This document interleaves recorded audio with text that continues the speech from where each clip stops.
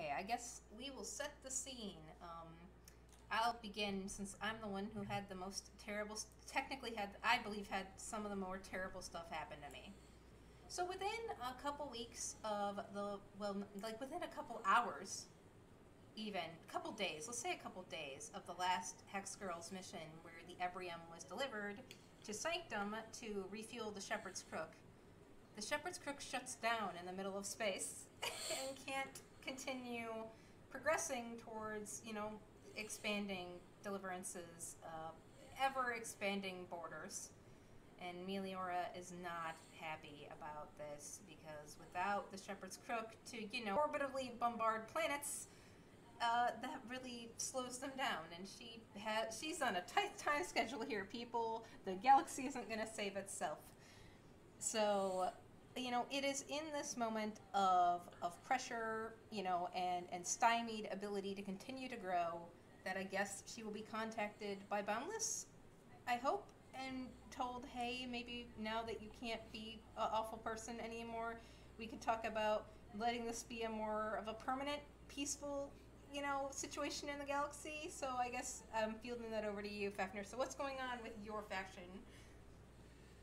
So basically, over these last few months, Deliverance especially has been growing at a rapid pace, though every once in a while the Common Front also makes a move, and that's just kind of worrying because the three have never really had, like, constant contact with one another, but yeah, basically, Boundless itself hasn't expanded too rapidly, but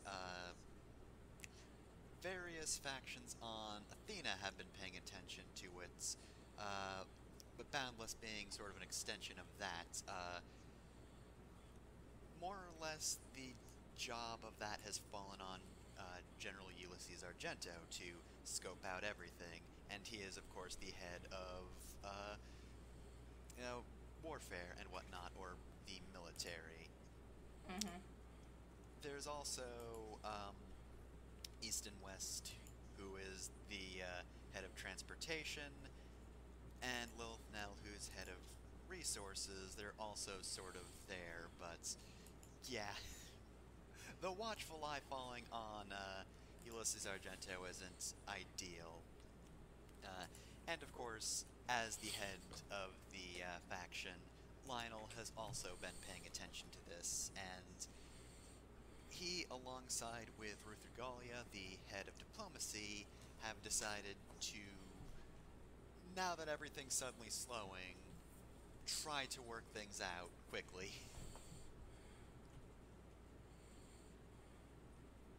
Yeah. So I guess they hail Deliverance, or do they hail the Common Front first, or do they hail Deliverance first? Uh, Probably Deliverance first, I would say. All right.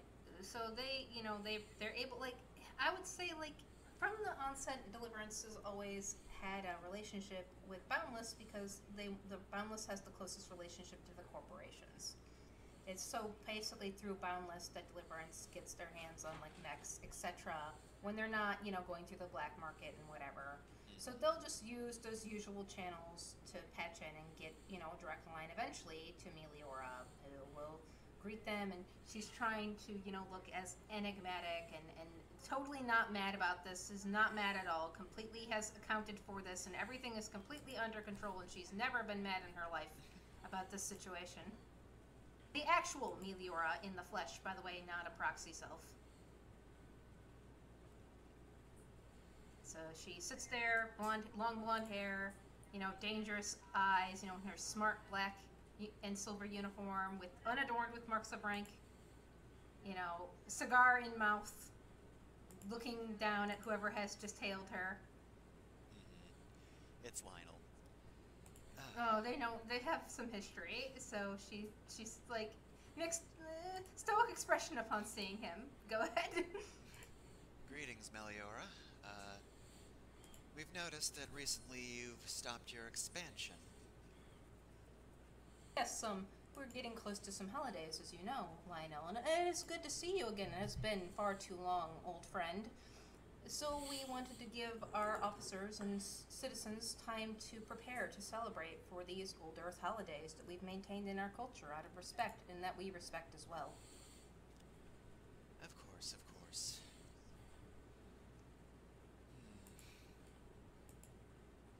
I can't help but wonder, though. Since you've stopped your expansion, I believe now would be as good a time of any as any to come to the table, then. You, us, and the Common Fronts. Come to the table about what, pray tell? She says, knitting her fingers in a Gendo-esque way.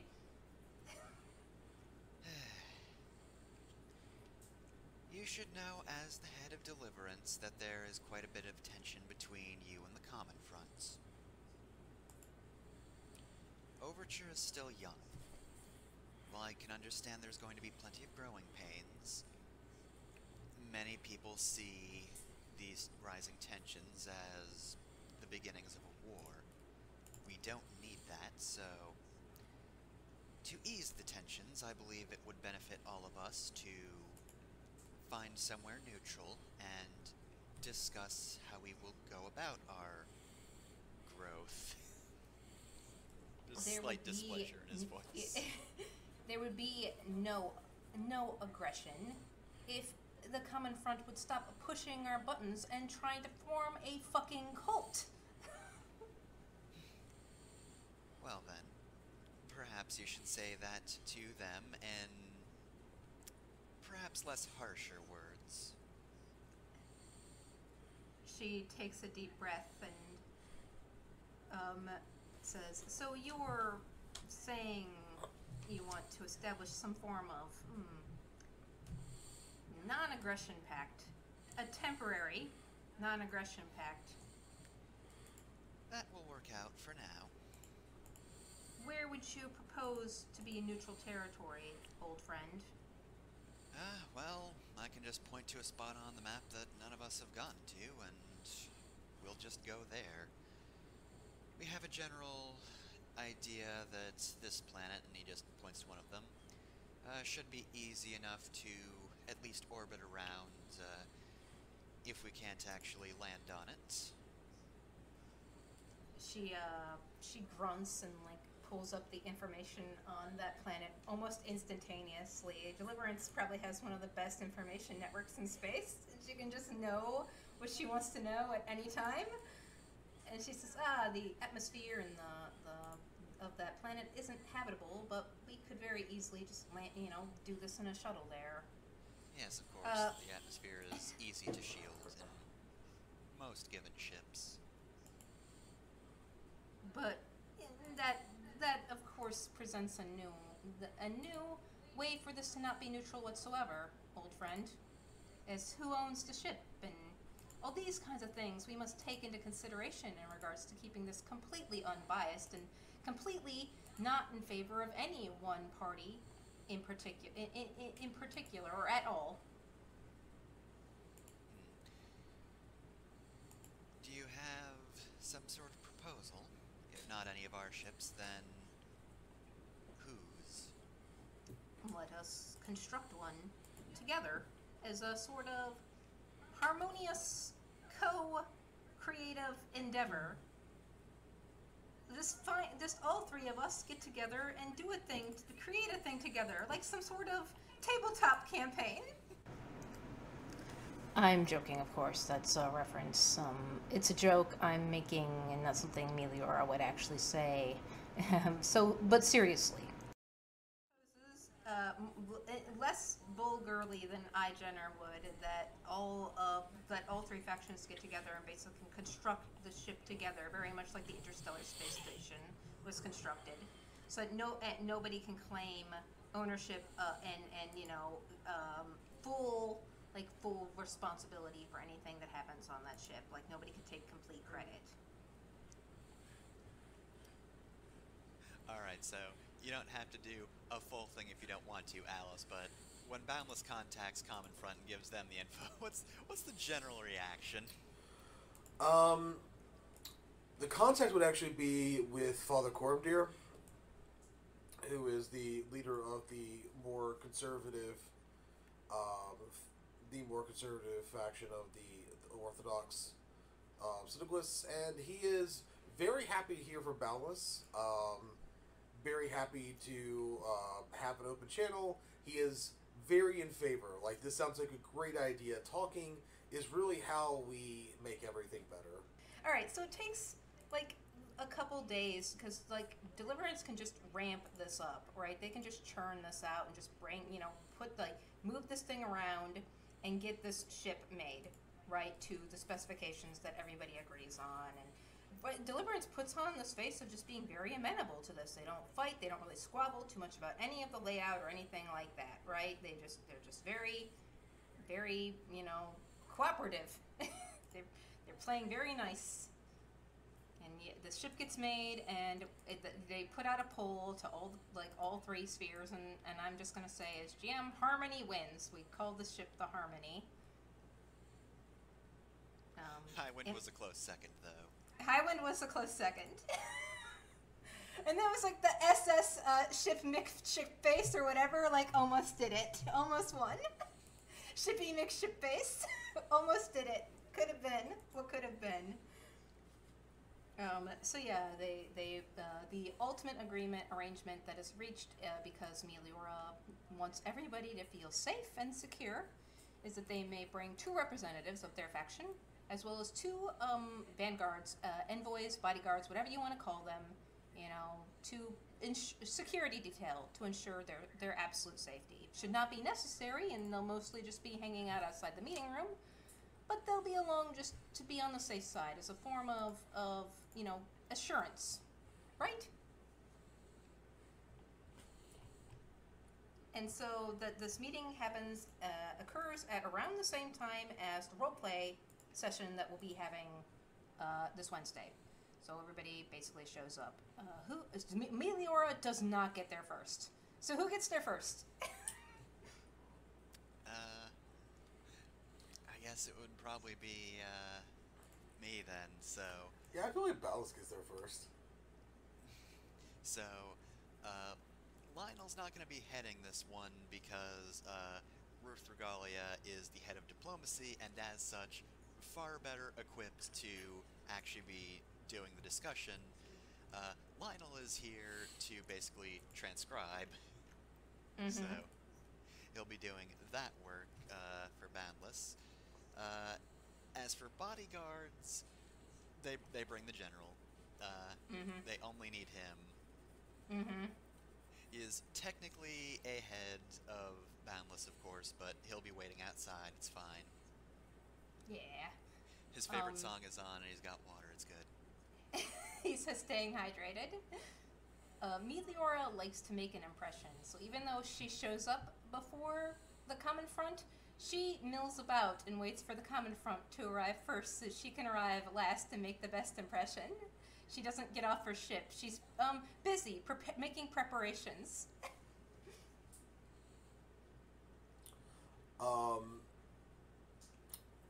Father Cormdeer arrives. If Deliverance is the second, then the front will be second. Father Cormdeer has brought with him Marshal Ria Tavros and two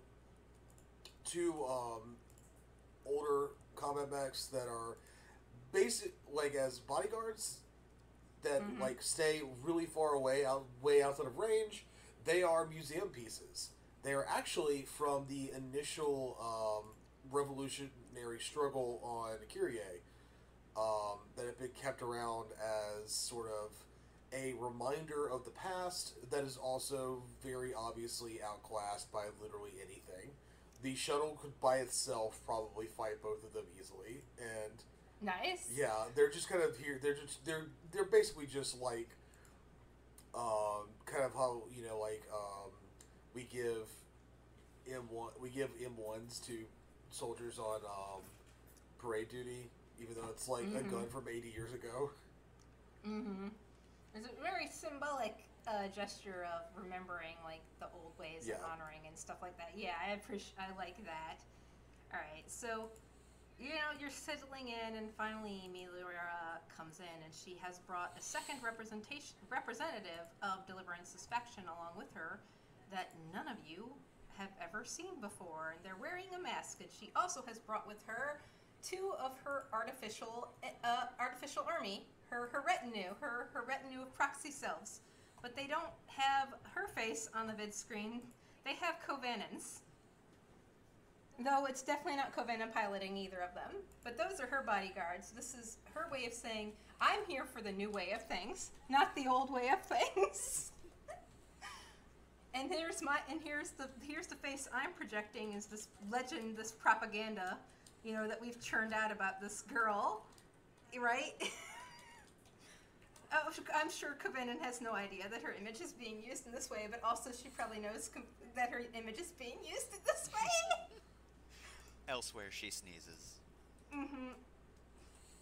So, Meliora strides in with this other individual here to represent her faction. They are a large, imposing, more masculine-bodied individual with a mask on, who just stands off to the side and crosses their arms. Neither Meliora nor this individual are armed. In fact, there are several points in the ship that were installed to ensure that nobody arrives in here armed, right? Mm-hmm. Though those things go off whenever Meliora's proxy selves cross them, and that's why they're in the room outside this room. And she'll settle in, with a smile, and the big dude will just hang off to the side with their arms crossed across their chest. Ah, how lovely to see all of you. It is good and right that we be having this discussion now, for Labor Day and Halloween are just around the corner. It is Father Cormdeer will, he is all smiles and kindly old grandfather energy. It's wonderful to see all of us here together. Of course, peace be on you, and I'm looking forward to a discussion here that is productive and blessed. Indeed. Hopefully this is a fruitful encounter. Ruth sits down, bows. Ruth goes by they, them, and is basically just Olympia from Pokemon design-wise. Just that sort of purple hair, darker skin. Extremely zen. Just everyone is calmer just for them being in the room. Meliora knows who Ruth is, but she's going to pretend she doesn't as she speaks and says, the Boundless representative. I'm sure you're ready to allow us to present our proposals? Well, this is mainly between you and the Common Front. I suppose, however, since we initially went to you first, then we shall have Common Front share their piece. You are the ones who decided to step in as mediators. A third-party mediator is something that perhaps is necessary here for proper, polite discourse, and I agree. Do begin with your proposition, Father Cormdeer. Sneer. Cormdeer will kind of nod and says, I actually do agree with, I would actually agree with Miss Meliora here that generally it would behoove the third party, as it were, but I understand that what the intention that you have here.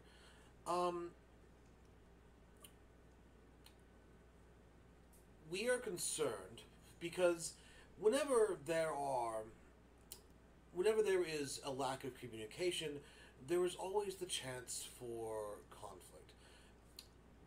You will recall early in the days of after our revolution, when we first encountered Boundless and the corporate spaces, there were some minor scuffles because we did not understand each other.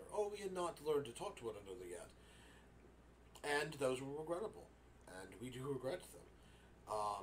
But we did learn to talk to each other, as you recall, and things have been between us amiable ever since, even if we do not quite see eye to eye.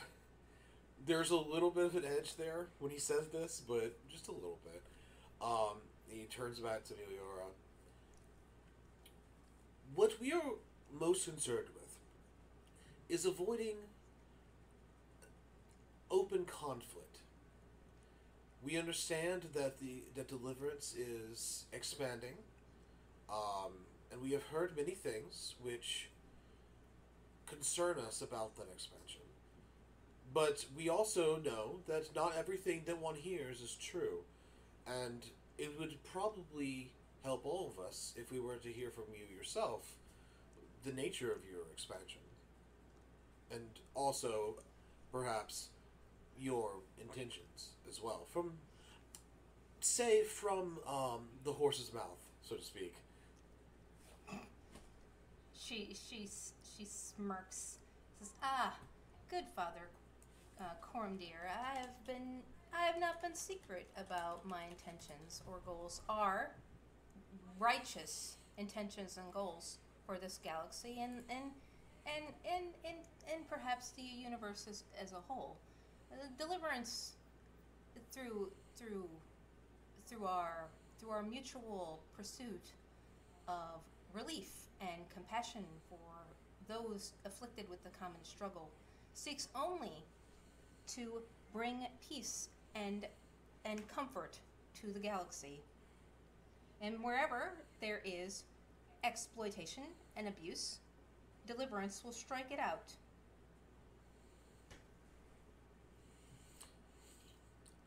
There are two reactions to this. The first, behind Father Coram dear, is Rhea Tavros, who is utterly silent, but her eyes are sharp and suspicious. She does not make this a secret. It is very obvious, but she's not talking anything. She's just standing quietly at attention near the door, as if she's just another bodyguard. Coram dear takes this in stride, thinks about it for a bit. I'm reminded of an old scripture, and ye shall know the truth, and the truth shall make you free. I like these words. There's a part of me that is concerned because I do not know how you use some of them. But I cannot but say that we ourselves said the same thing, and do in fact still say the same thing. So I imagine that you also feel this way when we describe ourselves, that you do not entirely are sure what we mean when we say things like freedom or from exploitation or freedom from oppression.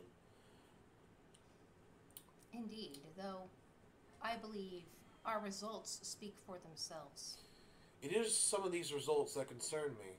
There are reports of, I would say, violence, but we both know that, to quote someone who is not in any scripture, the revolution is not a tea party. But some of the reports of violence that I've heard are less revolutionary violence and more indiscriminate. Merely propaganda churned out by those who would seek to continue to oppress and abuse the vulnerable. It would not be the first time. If I may, it might help alleviate some of the concerns of among our own numbers between the unions of various planets, if there were some sort of, say perhaps some emissaries from the front be allowed to, say, visit a couple of these worlds under supervision and see for themselves the truth. I believe that might go a fairly long way to showing those among us who are concerned that there's nothing to worry about, and that in a very real way, as I hope I speak not unilaterally, I think that we may wish for the same things. The dude who's been leaning in the corner this whole time snorts and says, "Oh, yes, of course. Send in your missionaries and spread your shitty cult. And Meliora raises her hand at that person and wags her finger like, eh. If you are willing to send individuals not of that nature, we will be more than happy to escort you through those places and show you the fruits of our efforts. I would not ask you to welcome anyone whom you did not wish. I will have a list drawn up with dossiers. Anything you would like to know, and anything that could be possibly relevant as far as their backgrounds, and allow you to choose, if that would help. That is amenable. However, moving on from this agreement, I do not see how you could, in good faith, ask us to lower our arms when you continue to militarize. That is a contention. Now, I will not deny that some of the individual planets and unionized systems on our borders have done the build-up of their own accord. You must understand that we are not centralized in quite the way that you are. I cannot tell the planetary councils of another world that they must not have such and such of a thing. I can encourage them not to, and I have often. It is the reason why there was not more. In truth, the reason why I am willing to be here today is that anything I have to offer to these councils as proof that they do not need to continue their build-up gives me more leverage to encourage them not to do so, and makes the chances of me being able to tell them this and them take me seriously. The dude in the corner snorts derisively. Meliora says, admirable goals as well. One that I align with my desires and our desires. I would ask that, as a sign of good faith, you, to the best of your ability, dismantle your anti-ship armaments, and we will dismantle ours.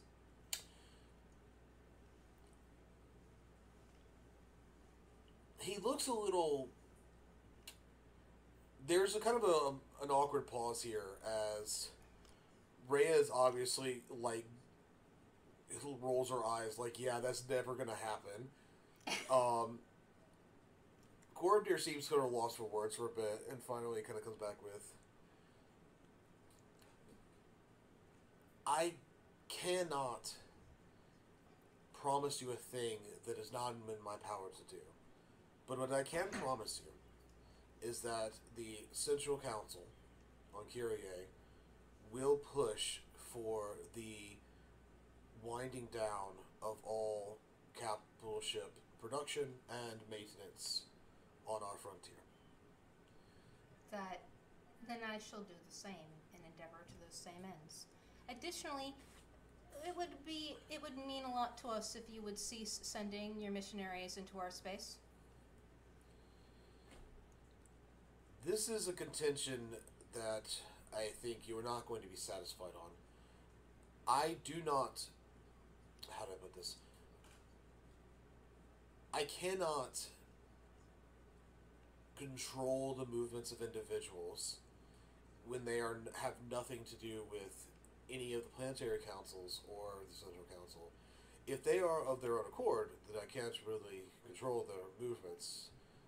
That's written into the central documents of our gestures. I can tell you that we have already avoided sending. Well, for one, we don't really send missionaries in the sense that missionaries are sent by any councils. We have avoided sending any salts, if you're familiar with the term, to planets that are nearby the Deliverance's borders, out of respect for the fact that these planets are uncomfortably close to another power's borders. But I'm not entirely sure that we've really gone out of our way to send any specific things into Deliverance space. Not that I think any of them could have gotten there easily. From my understanding, most of Deliverance space is absolutely closed. Oh no, that is incorrect. We allow the trade in and out of Deliverance, so we keep our blink gates open at all times. The Deliverance welcomes any and all into its open embrace. But we do not welcome. We will, however, force out, and we are not amenable to individuals who are here to, as you say, salt the discourse, so to speak. And the person in the corner scoffs and says, "Shep, this dude. This guy is powerless. This is a waste of our time. He has no teeth." You know... Amelia raises her hand again. You know, there are others who said that about people quite like me, and they're all dead now. Not that, of course, that I would like them to be dead. Oh, you wanna go? And Amelia actually has to stand up. I wouldn't look it. But back in my day, I think I knew more. I think I knew more of the martial arts than you have forgotten, young man. The guys, like, you can hear him like flaring his nostrils and like tensing his muscles. Amelia actually does have to stand and move over to him and put her hand on his shoulder and say, "Velius, please." Yes. Yeah, Lionel might want it, yeah. The Common Front's representative is here for his enthusiasm. Were we to have the entirety of the council here, we all would be at a disadvantage. Now, he is but one man, but I am sure he will do everything in his power to ensure that the terms are met. Meliora smiles kindly at Velius and says, "You know, I will not allow any harm to come to our people, Velius, just like I did not allow any harm to come to yours." Velius calms and leans back and spits on the ground and says, "You're just gonna let them get away with it, aren't you? You're not even gonna make them admit it." Ruth raises an eyebrow at this. "You and I, Shep, both know it's their fault.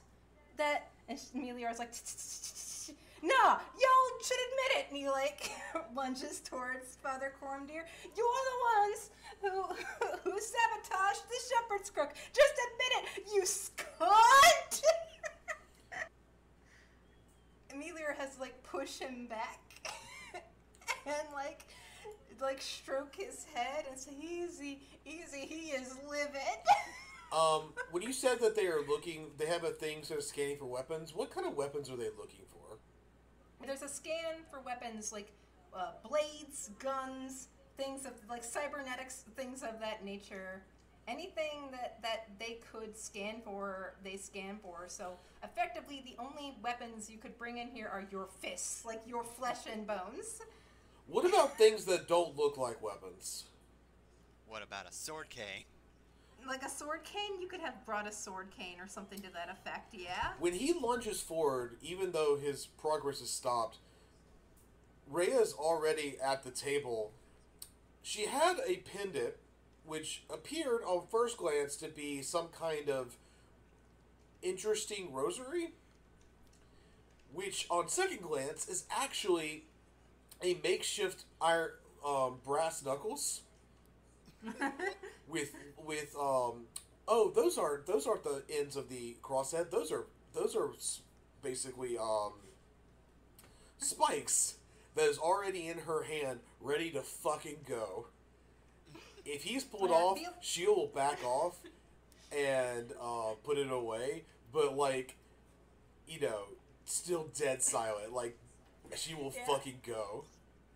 Velius didn't bring like secret weapons, but he raises his bare fists, and while he doesn't have secret weapons, he has natural weapons. There's like he has actual claws on his hands. Hell yes. Right? Like he's some kind of another animal creature that Jenner has invented here on the space station. Hell yes. He's got Wolverine-esque claws that just spring out of his hands, and he's ready to fucking go. Actually, I'm going to do something here. I'm going to basically roll a coin. Like, flip a coin here. Okay.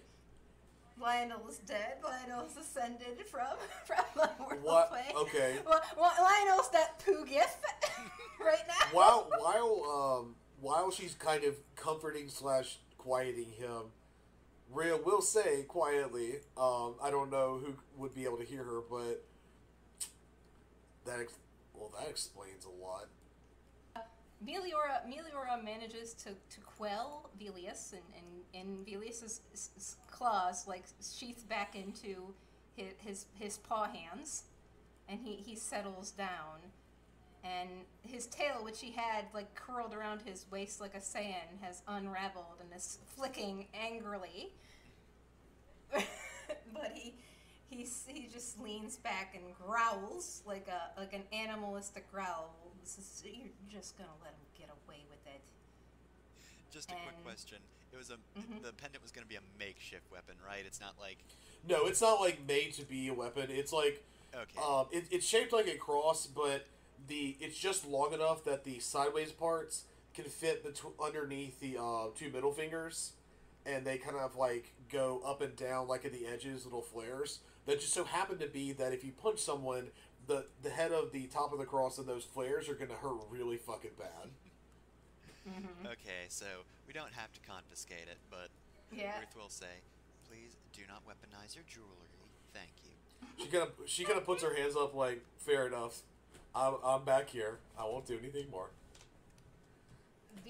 Meliora says to Velius, upon Velius saying, you're just going to let them get away with it, with Velius, my child, sometimes justice is swift, and sometimes justice is incremental, but you know that I will deliver justice where justice is due. And Velius just rumbles and says, yeah, Shep. And then Meliora sits back down and puts her hands back together and leans forward. Now then. Okay, so it would seem that we have a situation here. Meliora, is there something you'd like to bring up in perhaps a calmer manner? There was an incident fairly recently where somehow the fuel reserves for our flagship, the Shepherd's Crook, were tampered. And it is in fact one of the reasons, not the only reason, as my reasons for stopping that I gave you are also my reasons, but this is an additional reason on top of those respectful reasons for why we have continued our progress towards eliminating all exploitation, abuse, and oppression from the galaxy has stymied somewhat, as it has sabotaged our ship and left it adrift in space. I see. And we have reason to believe and ample evidence that certain individuals, and she looks pointedly at Rhea, perhaps might have been responsible for this. Would you have any of this evidence with you? Of course, I do. I would love to see it, as I have no knowledge of this and would like to see what... Well, I would like to see it. I'm not sure if there's a role for this that I could make. Let me look at what the moves are for skill triggers. This is 100% manufactured evidence, right, that they just made up, but it's incredibly convincing, right? So yeah, she'll pull out whatever this would be, and like I guess a PDA full of just evidence that the Common Front basically was responsible, like agents of the Common Front were responsible for this, just like links and like to the miners, right? From the miners and the mine, like some of the union people had connections with the Common Front, and it just goes all the way back to basically not Rhea herself, but like Rhea's next closest like person, right? And it's pretty ironclad. Deliverance is very good at making this shit up and making it look very, very convincing. I'm trying to figure out how I would handle, like... It feels like it would be some kind of roll or something. Yeah, I want to look at what the... I'm going to quickly create a new pilot and look at what the skill triggers are and make a roll really quick. Hold on. I guess I forget what the skill triggers are. Not take control. Not show off. I guess invent or create, wouldn't it? It'd be invent or create. Yeah, that kind of makes sense. Yeah, let's go with invent or create. So this will be an invent or create roll at +4. Let me open up the Roll20 to do this. I'll make it fair and not do it as a +6, even though it would absolutely... No, it would absolutely be at a +6. Deliverance isn't fucking around about inventing/creating this. They'll get their best on it. I'll add a D6 to it because they'll have a master propagandist do this as well. So hold on. Roll. But I'm gonna roll poorly. Watch it happen. I rolled an 18. I'll show you the screen cap in just a minute. No, I believe you. Let's see. I'm trying to see what else these would be. An 18 and a 5. So that is a total roll of 23. Alright. Let's see. Okay, cool. What else would be these? I am reading these as well. I guess, like, maybe read a situation,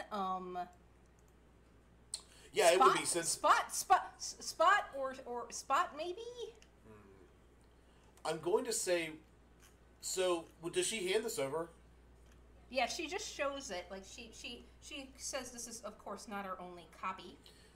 Corvdir will give this to Rhea. There is a moment of tension between them because they are not really entirely on the same page.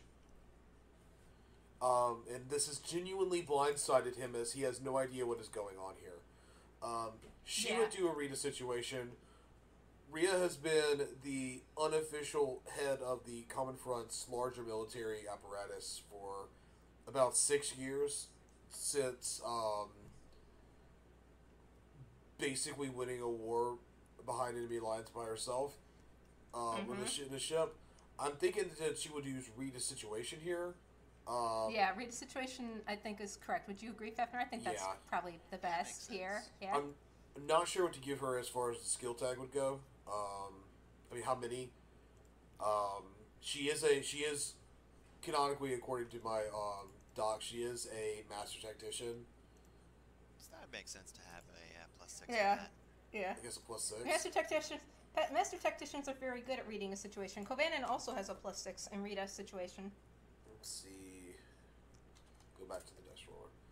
I don't think she would get advantage here. Probably not. Yeah, I think she's at an extreme disadvantage, to be honest, because Deliverance came prepared. Yeah. And she did not see this coming at all. Well, let's see what you get first. All right. So, get going with a 6. That is a 12, so that's an 18. Oh, yeah. So, I do have a calming aura if you want that to be the advantage. Because you tied with the original roll, but then Deliverance also had an advantage with 5 on top of that. Would she have time to... how much time does she have to actually, like, peruse it? Well, I mean, Velius is, like, doesn't want to give her any time. Yeah. And I, Jenner, of course, don't want you to win this roll. So... I would like to argue that, like, Deliverance coming prepared is going to negate any advantage that you could have gotten. I'll agree. I think that's pretty reasonable. This is not something they expected. Rhea hands the pad back to him with a look of just absolute confusion on her face. Mm-hmm. I have not heard of half of these people, and I do not know about any of this, she says flatly, just kind of like looking directly at him, only talking about him.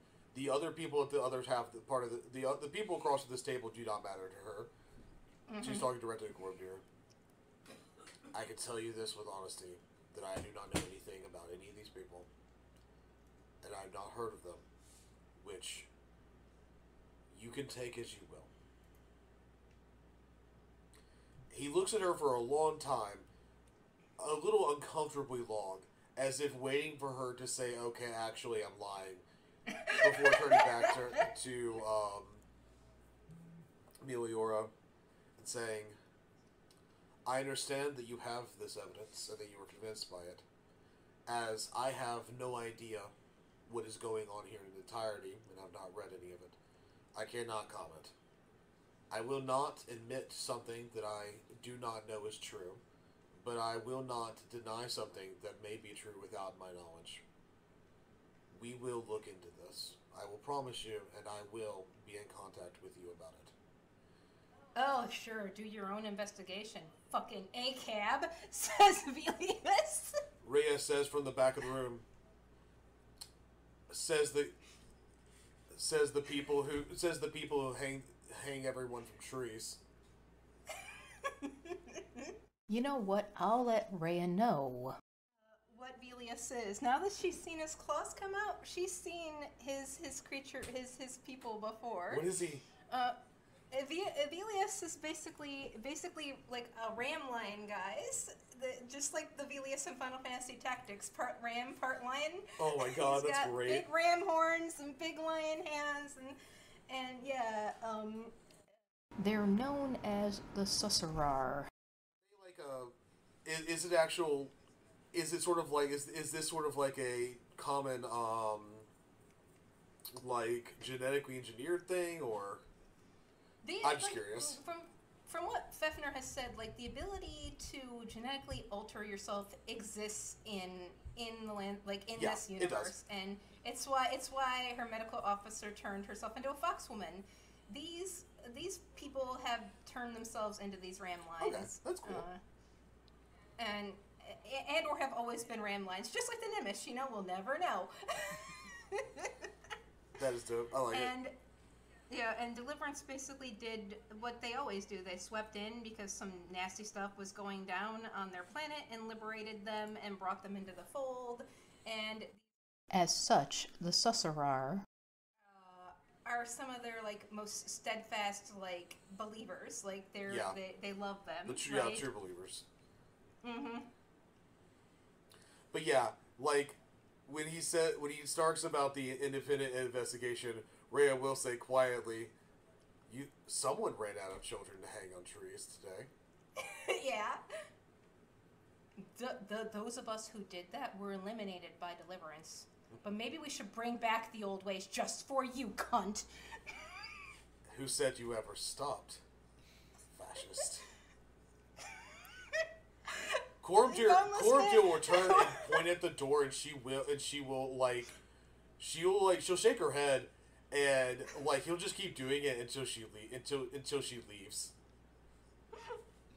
Meliora won't let Velius leave, but only because they'll fight in the hallways if she does. It's like, you're not allowed to hear anymore. They very obviously, it is very apparent without any rolling involved that they obviously have issues. Mm-hmm. She's probably fought some of these guys before and has seen their handiwork, so to speak. No, you know what? Meliora will send Velius out as well as a sign of good faith. And basically, the second Velius steps out into that hallway, where weapons are allowed again, the two proxy selves like launch onto him, grab him, and pull him away, and they overpower him easily. Like he can't even fight against them. Like it's like he's nothing. It's like he's he's like a 5-year-old child to these uncomfortably sexy, robot bodies. When she's out in the hallway, Rhea will actually keep walking until she gets to the actual the actual shuttle, the mini shuttle they came here on, and she will just straight up fucking leave. The pilot will take her all the way back out to one of the mechs, which she piloted here, and she will sit there and wait as far as outside as she can go. Like, fuck this. Get out of here. This is dumb. I'm going home. We didn't want you here anyway. When she is gone, Coromdir will get a lot less. Is a lot less kindly grandfather. Yeah. So we've talked about this. We have made our agreements as to a limited disarmament along our borders. There is one last thing I think that all three of us would probably need to talk about here, and it's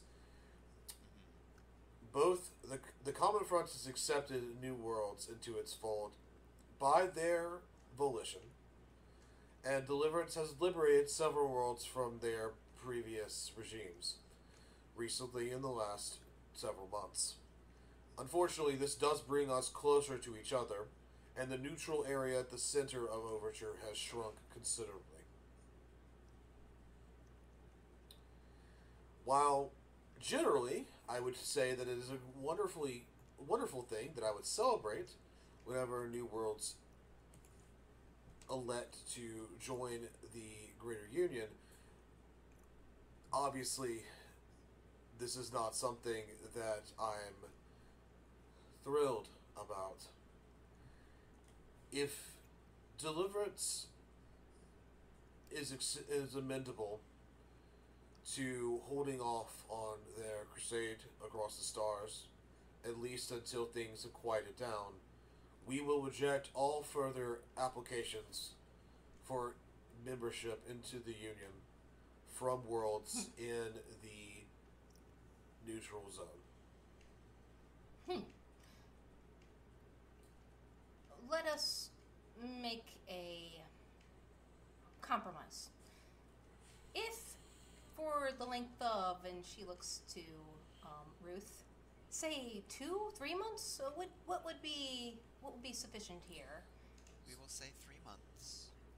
If for the length of 3 months, all three of our factions actually, she says more pointedly, do not continue hostilities towards each other, we will come forward and talk more about a more prolonged peace. Before those 3 months, I give you my word that Deliverance will not expand further. I, unlike some people, have the ability to just make an edict and make it happen. I can say with firmness that the Central Council will not be accepting further applications at this time from any world seeking membership for the next 3 months. So it is. You have your non-aggression pact. She says, looking directly at Ruth. Very well. And they bring out some papers. Yeah, it's all very formal paper signing at this point, and they pass the papers between them, and they say, I look forward to celebrating Halloween together. Lionel, despite everything, perks up ever so slightly. She does, in fact, hone in on Lionel. Would you, in fact, like to be my date for Halloween, Lionel? That's quite all right. Good. I prefer to celebrate amongst the people. I do like the fall festivals. Being alone in a crowd is a nice way for me to sort of remember my youth, I would say. Melora smiles like that, like a cruel and cunning smile. Says, but Lionel, I am the people. And then she'll just stand and stride out. Does he leave immediately? Lionel? No, I don't know. That's up to Fafner. He's just decompressing for a moment. Earth gives him a shoulder rub. Coromdir will put his hands in his head, his head in his hands, just absolutely. He looked pretty normal earlier. The man looks as old as he actually is, which he's somewhere in like around like 76, 77. Like all of a sudden, like it's all back at one single moment. Like, oh Jesus Christ. Yeah. Velius just falls in, like behind Meliora at a respectful distance behind her, and the two proxy selves just basically release him immediately and just fall in as well. And they just silently, because the proxy selves make no noise, stride back onto the ship that Deliverance came on and fly away. All right. After a second, Corridor will speak to Lionel and say, because he still has the pad. Lionel is saving the document repeatedly. Yeah, he'll like hand it over as like, you know, give you a copy. We haven't talked since the last time that one of our crews got mildly too drunk and rowdy, have we? It has been quite some time. You know, I really missed when we talked about things like that. They were a lot nicer. Indeed, and I'm sure you must have also been even happier when my predecessor was here. Those were seemingly more simple times. When I was younger and we were first making inroads, they were simpler, and they were honestly nicer, more hopeful. I would ask you a favor. It is a small favor, and one you are probably going to do regardless. I'm giving you all of this, which is new to me. If Boundless can investigate this, anything they need for discovery, we'll give. Or they can find on your own. I'm well aware that you all are better at this sort of thing than I am. You don't even have to tell me what you decide, but look into it. Of course. Thank you. I have one more thing as well. Yeah. Lionel will actually get a message from, well, it just says, Velius, the Accursed. And it's just in all caps, like, what did you call me, you little shit? Navy SEAL energy of, if you're really for the people, motherfucker, you should get out of bed with the corporations and be with the fucking people. Lion face, angry emoji. All exclamation points off the fucking screen. And that'll be the end of your pleasant interactions with Deliverance. Become the string to bind all three together. It's really not going to be easy. Ruth's just gonna turn to him. You are also under the assumption that these peace talks didn't go quite as well as they thought? Is that a core? Yeah. Just kind of uneasy about this whole thing. But let's at least pray for those 3 months. The camera pans out, and under the table is a little bug that overheard the conversation after Meliora left. End scene.